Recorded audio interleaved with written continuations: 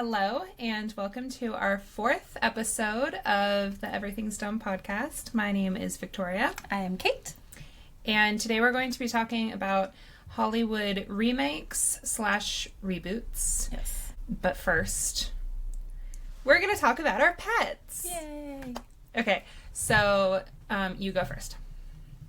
Oh, so I guess in chronological order, that does make sense. My fur baby is a little bit older than your fur babies. Mm-hmm. I got my cat named Kitty in 2006, which is crazy. Oh my God. That was during the Bush administration. That's nuts. That was She's almost as old as American Dad. She's almost as old as The Office. The American Office, yeah. She is as old as 30 Rock. 30 Rock came out in 2006. Wow. Or I guess you got her when she was a year old, right? She was almost a year old. Okay. So she's going to turn 20 in July. Oh my gosh. Yeah, so I got her 19 years ago, which is crazy. Yeah. Her name is Kitty. I was going for something obvious. The great thing about that name is, well, I was trying to come up with a name and I just called her Kitty in the meantime. And then by the time I finally came up with a name, Kitty had already stuck. Like she already responded to Kitty. So I was like, fuck it. Oh, but the great thing about that name is she is very full of herself, as any cat is. And anytime someone meets her, they're like, oh, look, it's a kitty. And she just goes like, oh my God, you know me. You've heard of me before. Yeah, it's me. You should be excited. Aww. But she's the best. Mm-hmm. Yeah, I've had her for 19 years. She's been with me through everything. I think the first apartment that I moved into in California was where I got her. So she has lived with me in every single apartment I've ever lived in. And wow, you moved to California 19 years ago? Yeah. Yeah, when I was wow, 2 years old. No, I moved when out you were a young child. Yes, I moved out here to go to college. I graduated so early. But I moved out here to go to college, and yeah, I lasted less than a year without having a pet, and I was just immediately like, I have to. I mean, I grew up with pets. We had at least one cat at any given. It was cats, a dog, any kind of combination of multiple cats and a dog or something. There were always pets in the house, and so I lasted not even a year before I realized I needed to get a cat, and so I went and picked her up. And she has been with me through everything. I was also with my first boyfriend at the time. So she's been with me through every single relationship, every single move I've ever done. There was a time where I dated a musician for a few years and we traveled on the road. So Kitty came on the road with us. My cat has been to about 35 states, 36 states. Wow. She's more well-traveled than most American humans are. Yeah, I've definitely not been to that many states. She has been through so much. Her biography could span an entire book. She's licked a scorpion in Arizona. She survived a tornado in Kansas. Oh, wow. She's lived a full life and still kicking. Oh, and she's so cute. She's really pretty too. Yeah, she's a very beautiful cat. Yeah. I've always thought she looks like a watercolor painting. Oh, yeah. I had someone once tell me she's a very LA cat because she's very good looking. Yes. And also she's so good looking for her age too. Mm-hmm. That's the other thing. Exactly. She's one of those immortal little creatures. Anyway, talk about your little fur babies and maybe how you got them and who's responsible for you having pets. I wonder who that would be. Maybe just touch on that. Maybe throw some compliments their way. I have two cats. Their names are Bobby and Giada. And in August of 2021, my good friend Kate texted me and our friend Rachel and sent a picture of Kate's friend Sally holding a tiny little tuxedo kitten, little black and white tuxedo kitten. And she said, my friend Sally is looking for a foster for this kitten and his sister, and do you guys know anyone, or do you think that you could watch them for a little while? And Sally offered to pay for the food, and then she also said she'd throw a few bucks, to whoever could watch them. And I did not have a lot of money at the time. Still don't. But I was like, yeah, I can watch two really cute kittens for a few weeks or a month or whatever, and if I make a little money out of it, like that works. So I got Bobby and Giada, and they didn't have names, but I named them after Bobby Flay and Giada De Laurentiis. And I thought I would just have them for a month or so. And then when it came time for someone to adopt them, I was like in tears, and I was just holding Giada against my face, and she was like snuggling with me. And I was like, I cannot give her up. Like, I really just can't. Foster fail. Yeah. We also very briefly, so my cats are 2 out of a litter of 5. And so they were born to like a stray cat. So I was fostering Bobby and Giada, and then they caught 2 more of the kittens. And so I said I'd foster them as well. So then I had 4 kittens. But they were only at that point like 3 months old, so they were still really little. And then they caught the 5th one, and I was like, I'll foster him too. The whole family. Yeah. So for about a month, I had 5 little babies, little tiny tuxedo kittens in my apartment. So that was a little bit nuts. Yes. The other 3 did get adopted out. So I just have the 2, Bobby and Giada. Well, shout out to Sally Mullins, by the way. Yes. Oh my gosh. Sally Mullins is such a beautiful person. I really love her and respect her. And she does so much for the stray animals of LA. Yes. She's a stand-up comic. Yes. She's really funny. She has a special on Amazon Prime called Slazy Does It. Go watch that right now. Throw her a few bucks, because what she does with the money is she helps stray animals in Los Angeles and helps them find homes. Yeah. And help people foster fail, like Victoria. Yeah. And when I got them, like the day that I got them, Bobby had just been neutered. Oh. So when she brought them to my apartment, he was like on painkillers and he was like all loopy. Didn't know where he was. It was so cute. And then Giada they wanted to spay her, but she needed to be like 2.5 pounds to be spayed, but she was only 2 pounds. Oh my God. She was so tiny. Oh my God. So Sally came back like 2 weeks later and took her away to get spayed, and then brought her back to me. But yeah, Sally's the absolute best. So I'm very grateful to her. And she helped me out for a long time. I would text her about any issues that came up, and she was very good about sending me, to the right vet or recommending the right medication or whatever. She's like your cat's godmother. Yes. Yeah. She's really such a great person. So yeah, I still have the cats. I've had them for, what is that, 3.5 years? I'm not going to do the math. I've had them for a few years now. Yes. This July they will turn 4 years old, which is so cute. I still remember the text that I got from you. It just started out with, I blame you for this. This is all your fault. I'm keeping these cats. I can't give them up. I totally blame you. And I was so excited. I was so happy. Well, because I said that I was really sad that someone might adopt them. And I was like, I'm really going to miss them so much. And you were like, just adopt them. And I was like, well, I can't have pets. Like, what if I want to move to an apartment that doesn't allow animals, or like, what if they're expensive? And you were like, you will just adjust. Like, your life will just adjust to being a pet owner. Like, you'll make it work. Yep. And I was like, I have definitely lived a couple places that have not allowed pets. Kitty is quiet. Yeah. Yeah. Luckily, my building does allow pets, but luckily my cats are, they're not big, meowers. Yeah. Yeah. They're not very vocal. There you go. That's it. That's how you say that.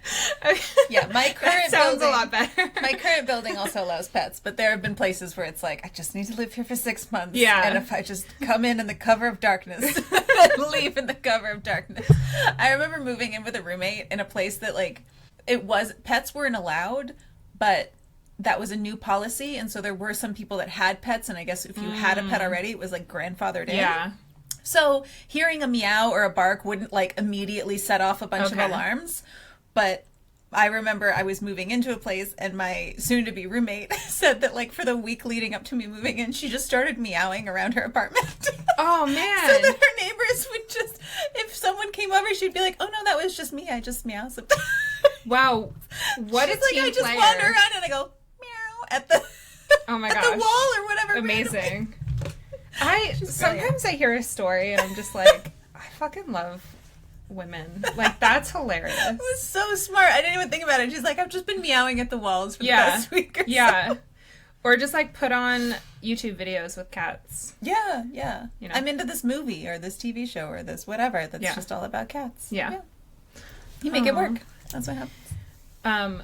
Well, in conclusion, we have amazing cats. Yeah, they're the best. They're the best. Okay, so for today's topic, like I said, we are talking about Hollywood remakes and reboots. I feel as though Hollywood cannot stop churning them out, and I find it to be fucking infuriating.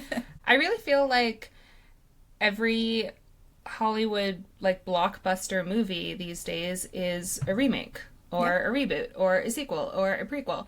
And I know that indie movies a lot of times are original concepts, imagine that. But the big blockbusters are all, like, they're rebooting this franchise that came out 30 years ago. Yeah. And I just am kind of sick of it. It just feels like nobody's willing to take a chance on a new story. Like, yes, independent movies can still get made, but their budget compared to the big ones are just like, it's because somebody believed in the story and they were just like, I don't care if I don't have money to make this, I'm going to try to make this. Whereas the big blockbusters are the ones that, like, people in a conference room got together and decided that this would be worth putting money into, and every conference room, it seems like, cannot decide on anything that isn't a guaranteed, well, we already have the nostalgic audience. Yeah, they don't want to risk, like, $100 million on a new story, so they just keep going back to, like I said, all of the old franchises. But I feel like the audiences are ready for something new. And I would love to go watch a massive, like, big budget blockbuster that's a totally new universe with new characters. I mean, imagine, like, the golden age of, you know, the 80s, and, like, imagine the first time you saw Jurassic Park. Yeah. Or, like, Jaws. Yeah. Or any of the other Steven Spielberg movies that are so great. But I don't know. I love Marvel movies and Star Wars and all of that, but not everything. Like, you could, like, maybe do, like, 30%. And then the other 70%, like, we're ready for new stories. Or at least I am. And I feel like a lot of people are, judging from what I've read on the internet. Right? Don't you feel like you're ready for something new? I mean, yeah. You don't have to be. I mean, the thing, I think, when I was looking into this, like, there are quite a few remakes that I did not know were remakes. Yeah. Because I feel like now, I guess there's an example that blows this out of the water, but right now, it feels like the remakes are too close together. Yeah. You know what I mean? Like, it used to be, I didn't know that A Star is Born was a remake of something else, and then that was already a remake of something else. But it's so far, it is like a whole new generation gets to see it. But when it's like Twister to Twisters, like, that wasn't that long, maybe 20 years, but I feel like that's not long enough. It's not enough time for, like, a whole new generation of people to not have seen something. I think that if they're going to remake something, I feel like a solid, like, 40 years needs to have passed, or the movie needs to be, like, universally panned. Like, people need to agree, like, that was a shit show, let's pretend that this didn't happen. The Snyder Cut. Yeah. Like, in 5 years, we'll get a new director, we'll revamp the script, we'll get a whole new cast, we will make a much better version of this. Oh, God, when are they going to do that to the last season of Game of Thrones? If only. Just the last, like, few episodes, honestly. Yeah. But, yeah, it does feel like... So I feel like what you're saying is correct, or the exact opposite. So it has to be, like so long that it's completely forgotten, and this is, like, a whole new, fresh whatever. Or... something like Bill and Ted Face the Music, where it's like, these people are still here and they're still willing to do this, and we found, like, a story that'll, like, update and not make it seem like, you know, time has passed or whatever. I think the Matrix remake, or the reboot of the Matrix, really tackles what you're talking about in a really good way, because the whole concept of the new Matrix movie is that they're making, like, a Matrix game. And they already made a Matrix game and it was great, and they don't want to rehash it just for a new, and they're basically, like, shredding the whole concept of a remake or a reboot for most of that movie, which is a reboot. Yeah, I really liked that movie. Or at least I remember I definitely liked at least the first half of it. Yeah, somewhere in the middle it just turned into like a regular action movie, which I enjoy. Right. But I do remember the beginning when they were talking through all of the ideas, that whole montage being like, this is exactly how they should have done this. This is amazing. Yeah. Yeah. But so yeah, not all reboots and remakes and everything are bad. It's just so overdone now. Yeah. Like, it's overdone. It's real. Well, that's what I'm saying. I don't think that a remake or a reboot is like, it's not like we should never do it. Right. I just don't understand why it feels like that's all they're doing. It's the go-to. It's the default for everything. Yeah. Yeah, how many times are you sitting in a theater watching trailers and every other trailer is like, oh, right, I forgot about that franchise from 25 years ago and now there's a whole new cast. Okay. Yeah. Yeah, I don't really think I'm going to see that. Yeah. But I loved the movie The Italian Job with Charlize Theron.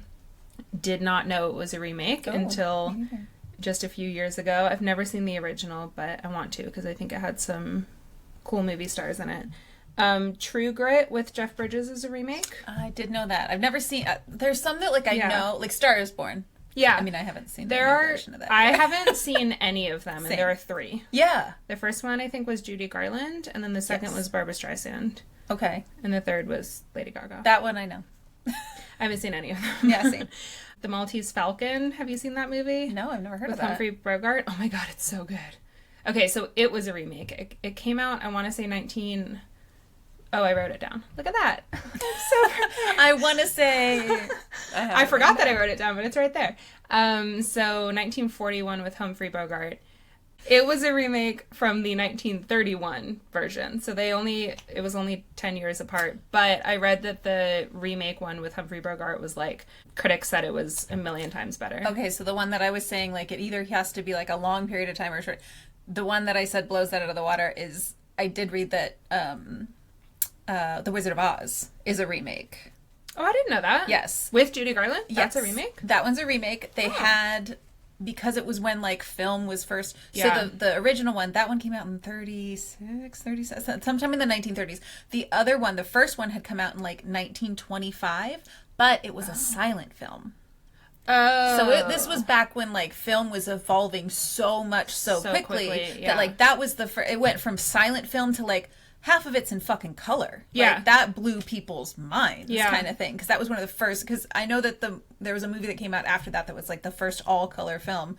Because that was only partially... I mean, most of it is in color. But only part of the film is in color. Which was, like, mind-blowing to people. Especially when it starts out in black and white and then transforms into a color film. Like, that... up against a silent film, I'm sorry. Like, that was worth it. Agreed. That was definitely something they needed to do. My grandpa saw The Wizard of Oz in theaters, like the one with Judy Garland. Wow. And said that when it transformed into color, everyone just gasped. Yeah.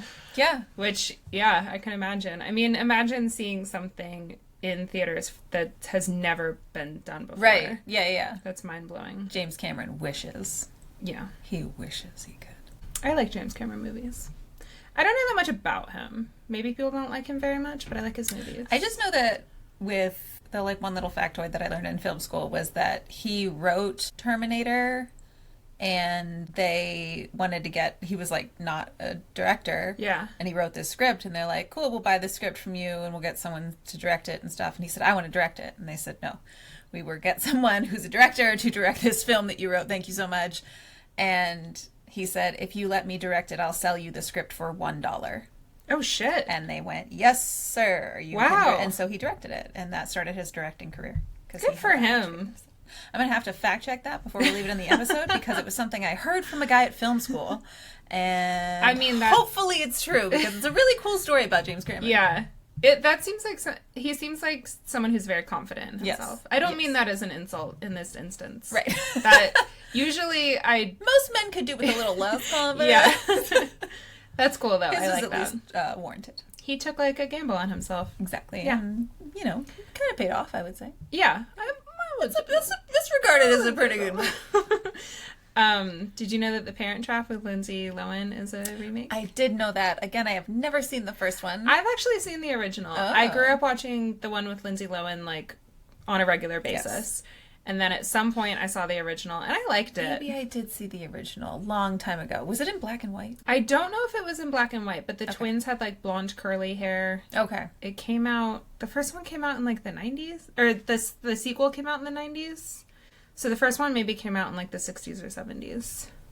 The Parent Trap was released on the 20th of July, 1998. When did the original Parent Trap come out? The Parent Trap was released on the 21st of June, 1961.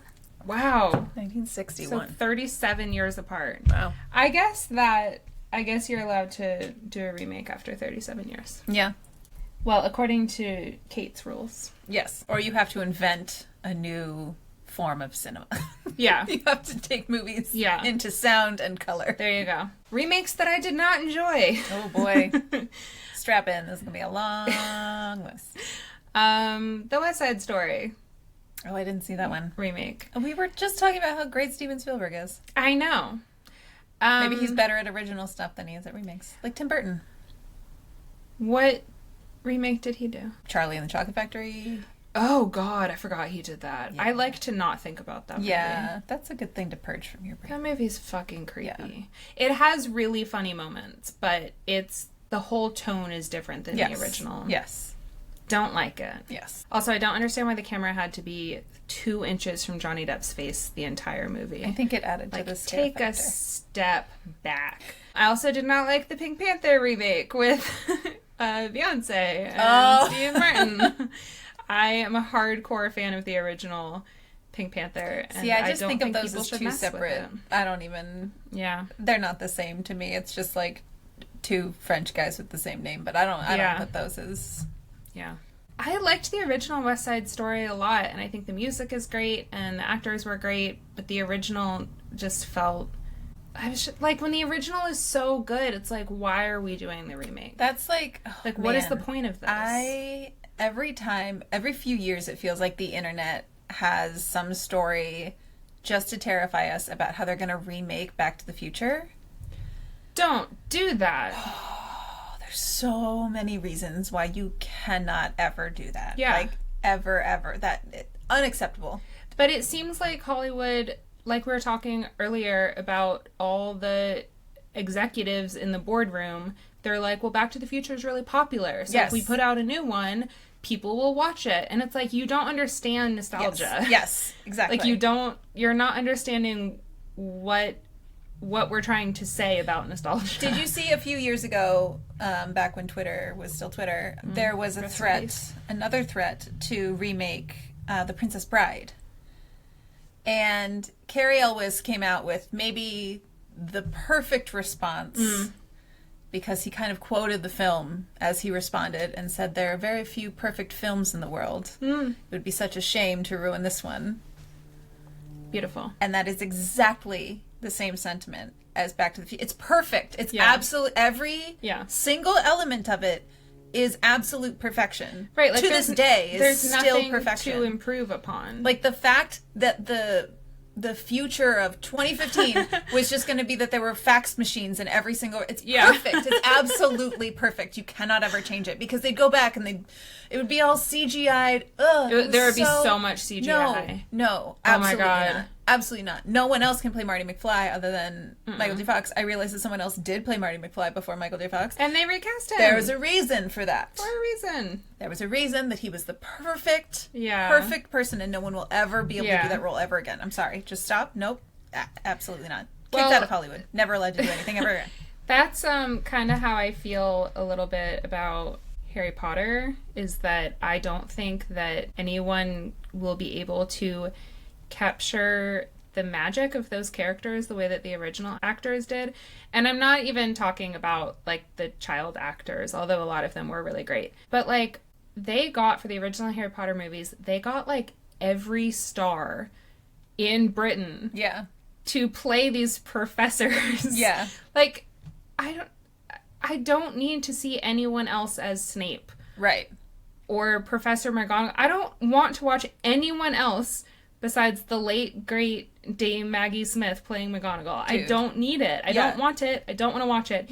I also hope that no one ever fucking signs up to do that bullshit series that they're trying to do. Okay, so the first remake ever was there was a movie called The Card Game.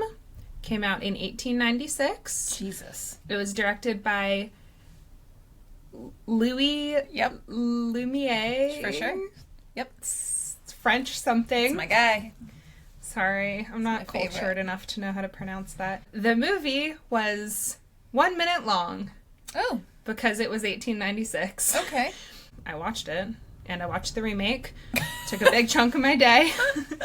And the plot of the movie was 4 guys sitting around a table playing cards, and then the original had a man come up to the table and like take their drink order, and then he kind of like hovered and was like laughing a lot, and you could tell he was not a professional actor. Sorry. And then the remake came out that same year. Ooh. I know, he did not wait very long.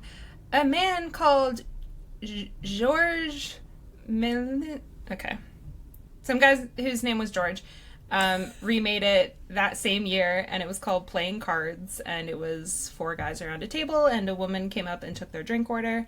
I have to say, the remake was better. Oh, nice. Yeah. The recasting with the woman. Yeah. She was more of a professional actor than the dude? She looked like she was playing an actual, like, bartender server, as Nice. opposed to the other guy who was like, here are your drinks, now I'm gonna get in your face and try to, like, look at your cards.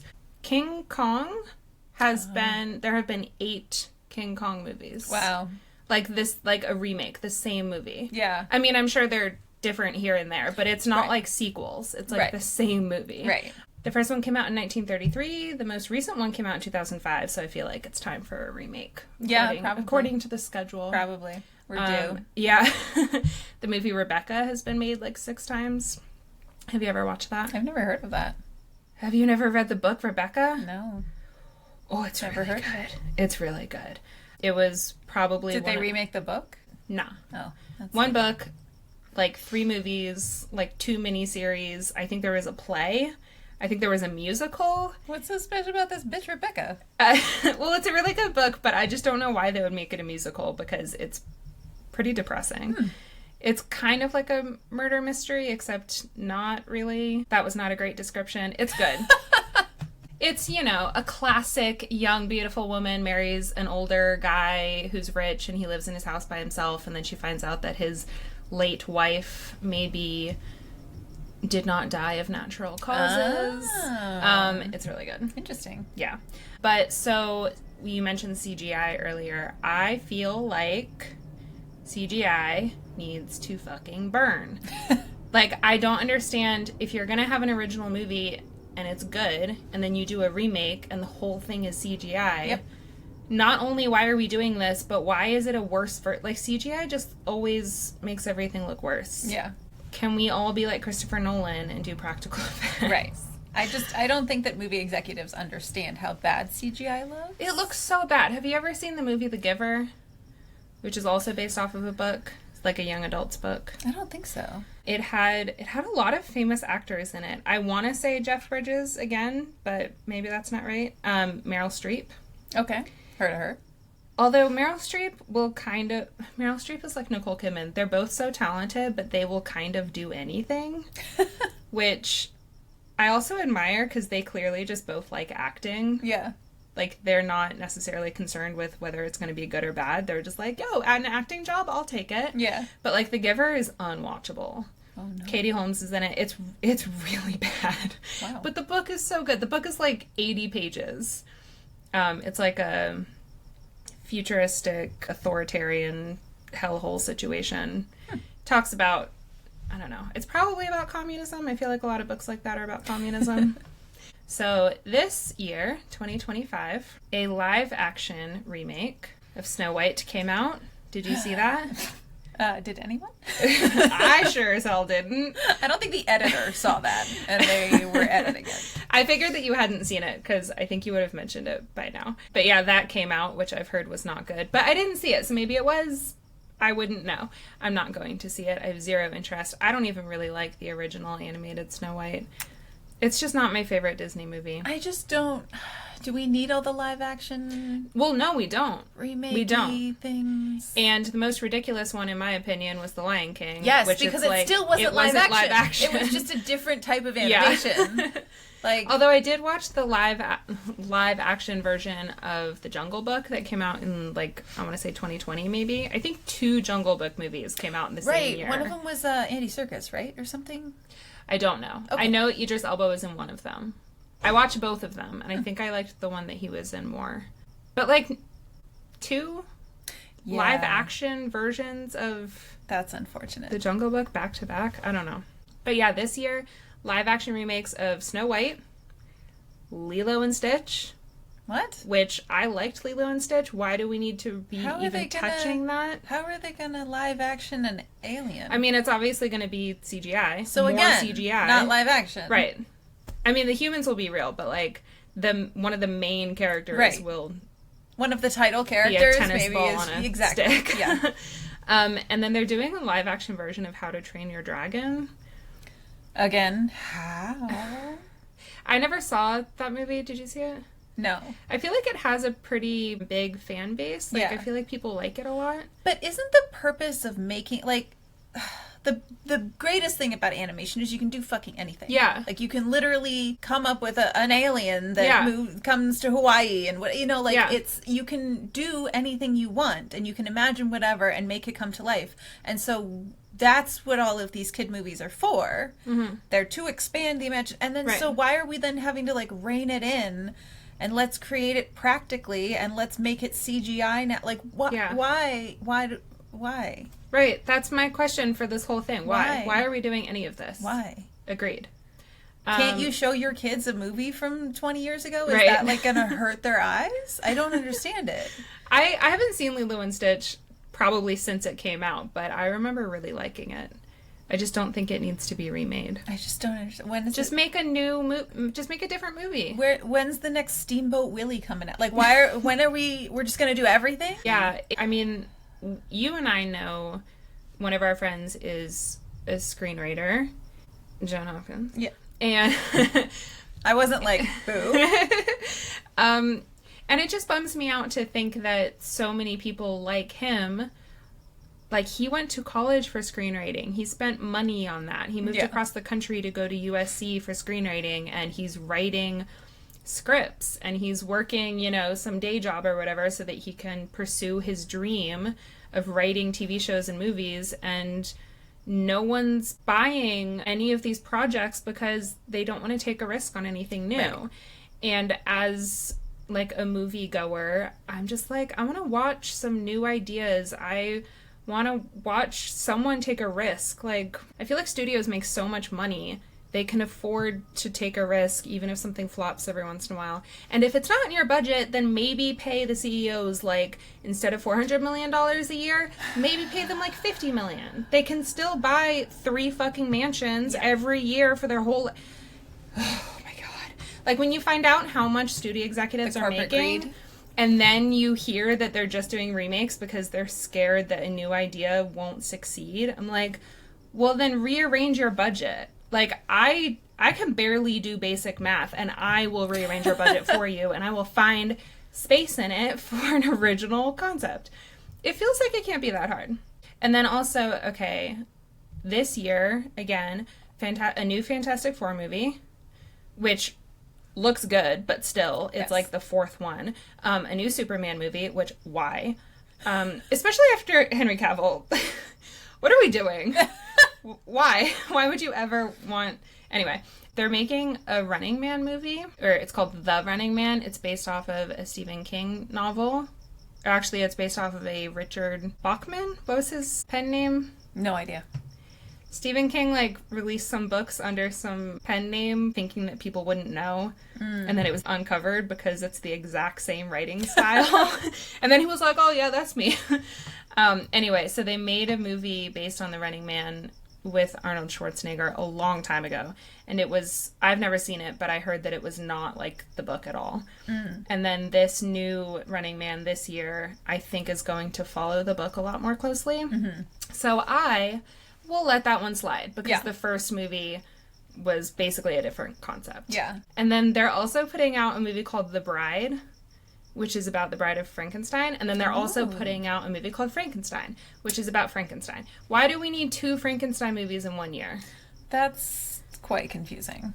Quite confusing. And may I add, unnecessary. I mean, The Right? Bride sounds interesting because Yeah. it's a character. I was going to mention in this whole, like, remaking, rebooting kind of stuff, there are certain ways that, like, you can get around the fear of something new. You can take something familiar and turn it into something new. My example of this is the TV show Wednesday. Oh, yeah, okay. That's about Wednesday Addams Yeah. from the Addams Family.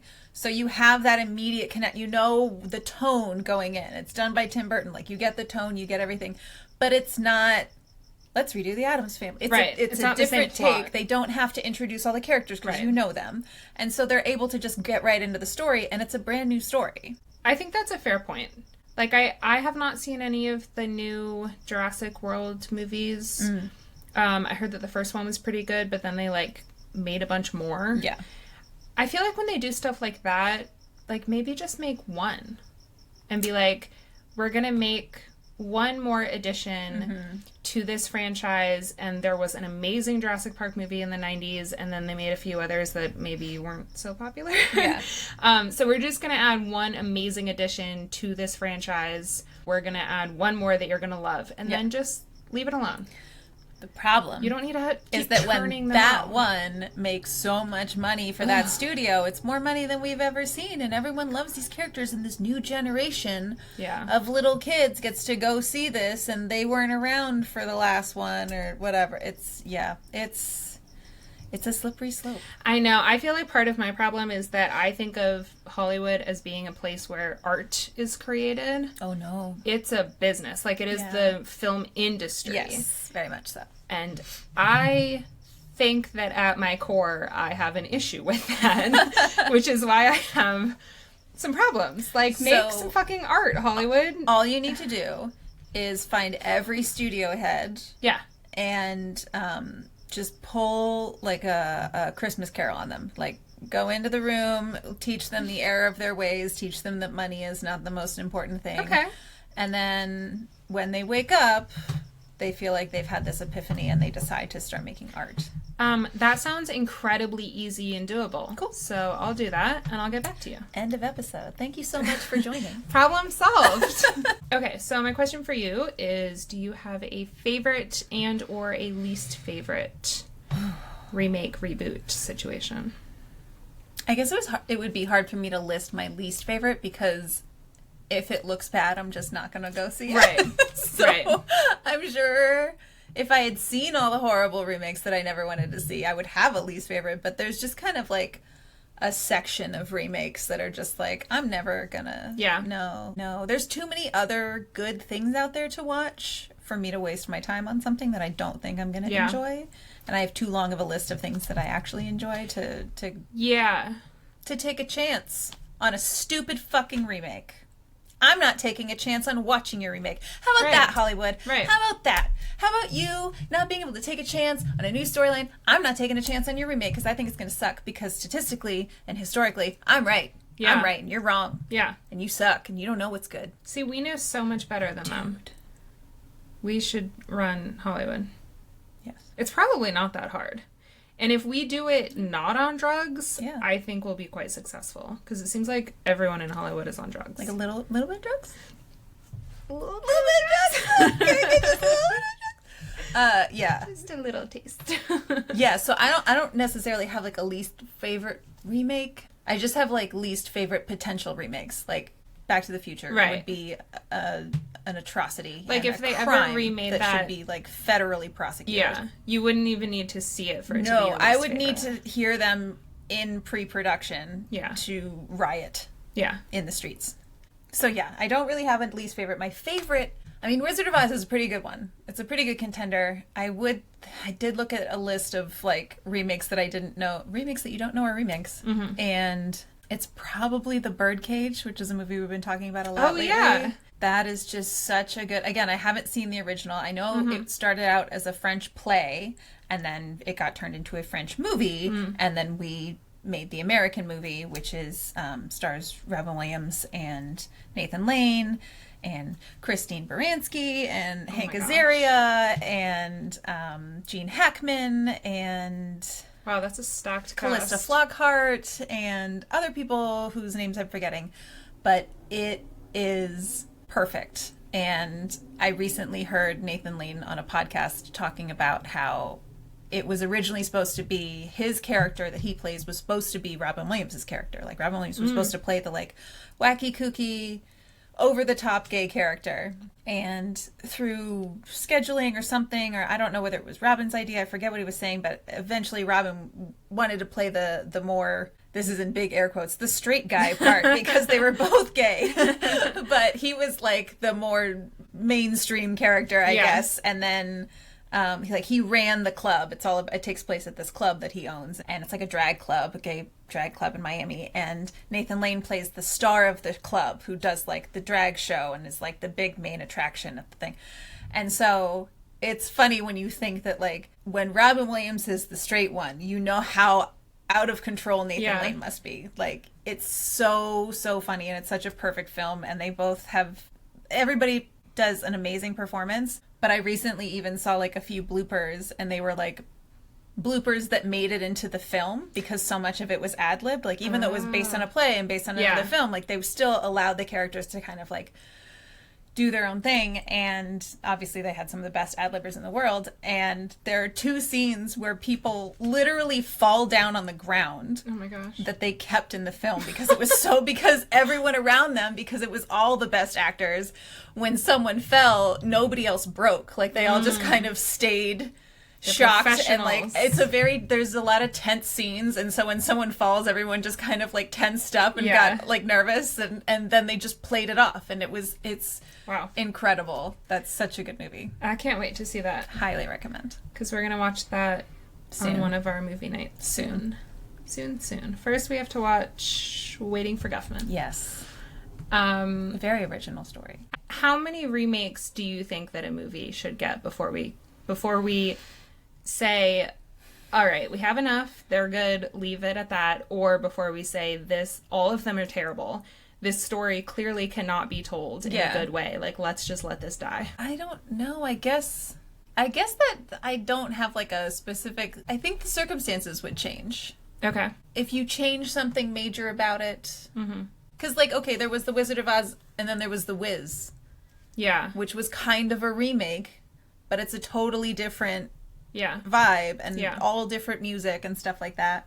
I don't know that there's, like, a limit. The limit does not exist. From Mean Girls, another which movie you I've haven't never seen. Unbelievably. I've seen parts of it. Okay, I think that you would love Mean Girls because the whole movie is all about how Tina Fey has a line in the movie towards the end where she's like, every time you, like, judge each other and call each other, like, bitches and sluts, it gives boys permission to also call you those things. So, like, you have to be nice. Like, the whole point of the movie is, like, the girls gotta stick together because, like, the world is tough enough on us as it is. Like, there's no point in, like, tearing down your female friends. When a guy cheats on his girlfriend, like, the girl gets mad at the other girl. Yeah. It's like, maybe get mad at the guy. Right. It also is so funny and has, like, the most one-liners, I'm assuming, in any movie in history. It's, oh my god, it's so good. All right, for our closing segment, I have, like, a not dumb topic. Cool. That I just want to give this person a little bit, in case anyone missed this, I want to give her a little more awareness. This has a trigger warning about sexual assault, so if you don't want to hear that, fast forward, like, 5 minutes. Okay, so I practiced how to say her last name. If I mispronounce, I'm only going to say it once, and then I'm just going to call her by her first name because no one needs to hear me continue to mispronounce her last name. So if I say it incorrectly, which I'm sure I will, I apologize. I'm not trying to be disrespectful. So Amanda Nguyen. Okay. Amanda Nguyen. I'm sure that's not right. I'm going to call her Amanda. She is one of the astronauts who went into space recently on the all-female flight crew. Oh, yeah. And when I say one of the astronauts, I mean like one of the 2 astronauts, because everyone else was just A celebrity? She is amazing, and I'm a big fan of her. I only just heard about her about a month ago, but now I love her. So she was born in 1991. Same. Which, like, makes me feel really bad about my life. Same. She was born in the U.S. to Vietnamese parents. Her parents were, like, Vietnamese refugees, and she grew up with her parents, but her dad, unfortunately, was very abusive, so she had a really rough childhood, and she said that as a child, she dreamt of being an astronaut because she wanted to escape. Thanks. Which is, like, really sad, but it did lead her into an awesome career, so that's good. She graduated high school in California, and then she went to Harvard. Same. Because she's a smart lady. I know. And then she interned, while she was in college, she interned at NASA, no big deal, Yeah. in 2011 and in 2013. And then this is the trigger warning part. While she was a student at Harvard in 2013, right before she graduated, it was like 2 months before graduation, a male student raped her, and she did a rape kit, but she decided, I wrote all of this down because I wanted to get it right. She decided not to press charges because she was like finishing up her school year, and she didn't have the money to go to court. She didn't have the time to go to court because she was trying to get her degree, and she just didn't want to go through the process of a trial at that time, which I totally understand. It was at Harvard, so it was in the state of or Commonwealth of Massachusetts. And Massachusetts has a 15-year statute of limitations for rape, which, like, why the fuck is there a statute of limitations? It's not like after 15 years you just forget that it happened anymore. And you're all happy and great. Like, it's still horrible. But anyways, she, like, found out somehow through, like, the grapevine. She wasn't even told this directly, but she was told that if she did not press charges within 6 months, her rape kit would be destroyed. So, okay. That's fucking stupid. Which means that if she has 15 years to press charges, but if she doesn't do it within 6 months... She doesn't have any evidence. She doesn't have the evidence. Cool. Right. So, she wanted to graduate and start working at NASA and become an astronaut. That was, like, her lifelong dream. But she found that law surrounding the rape kits to be so unacceptable that she instead dedicated herself to changing the laws so that she could help sexual assault victims. So she helped to draft the Sexual Assault Survivors' Rights Act, which passed Congress unanimously and was signed into law by President Obama in 2016. Sorry, passed Congress. What was that? I know, unanimously. I think you were pronouncing that wrong. I think that's shocking, right? That those words don't.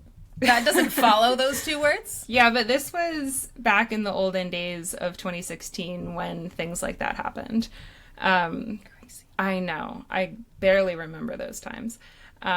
So the act that she helped to write and which passed Congress changes the law so that rape kits will not be destroyed until the statute of limitation ends, whether they press charges or not. So that really helps victims take their time if they need time to, like, try to emotionally heal a little bit before they enter the trial. Yeah, it also just makes sense. Or raise money to pay for a lawyer. What's the point of having the statute of limitation? Like, just make the statute of limitation 6 months then. Yeah, exactly. If you're going to be that stupid about it. Like, tell everyone how stupid you are. It's almost as if they don't want to help the victims. So, obviously, the next step is to do away with the statute of limitations. But that, one step at a time, like what she did, is extremely helpful. But now we need them to get rid of the statute.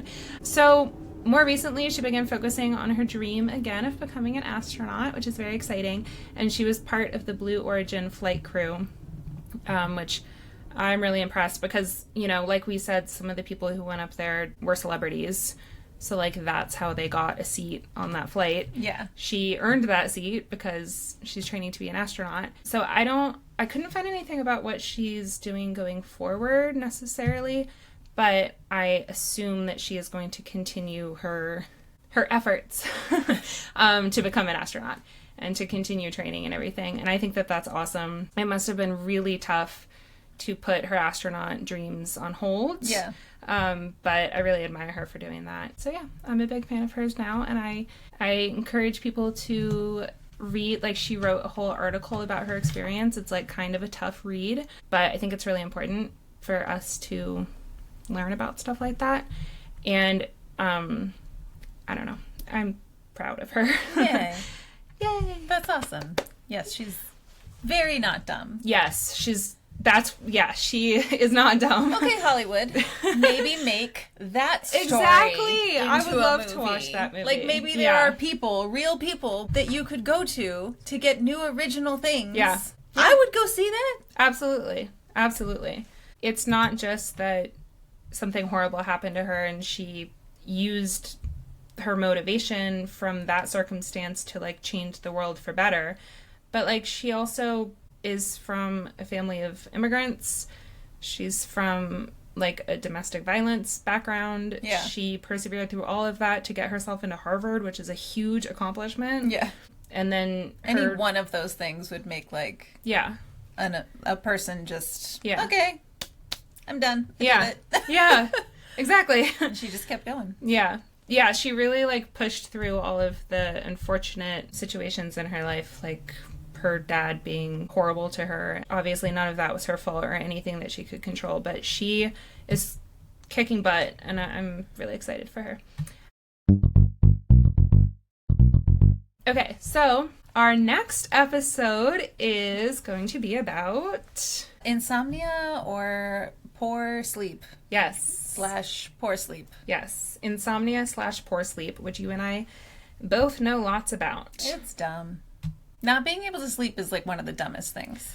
It's, oh my god. I feel so stupid. Like, literally babies do this. Yeah. All the time. And I just can't do it. Like, I'm laying there and I'm like, if I don't go to sleep now, I'm going to be tired all day and I can't take a nap because then I won't be able to sleep tonight. Oh, we're going to get into it. Is this what happens when you get older? Like, sleeping is hard? We're going to get into it. Okay. Okay, so thank you so much for listening and watching our videos if you're watching on YouTube. You can listen to our audio episodes wherever you find podcasts, so Spotify, Apple Podcasts, and the like. Please subscribe to our channels and leave us a review. We would love a review. Rate us, review us. Rate us and review if you like us. You can follow us at Everything's Dumb Pod on TikTok, Instagram, Facebook, YouTube, Twitch. I don't know when we'll have anything up on Twitch, but we're there if you want to follow us. And then if you have any dumb topics that you want us to talk about, please let us know. You can reach out to us on any of those platforms, and we would love to turn your dumb ideas into a dumb episode. Dummies. Thank you very much. We appreciate you, and we'll see you next time. Stay sane. Bye. Bye-bye.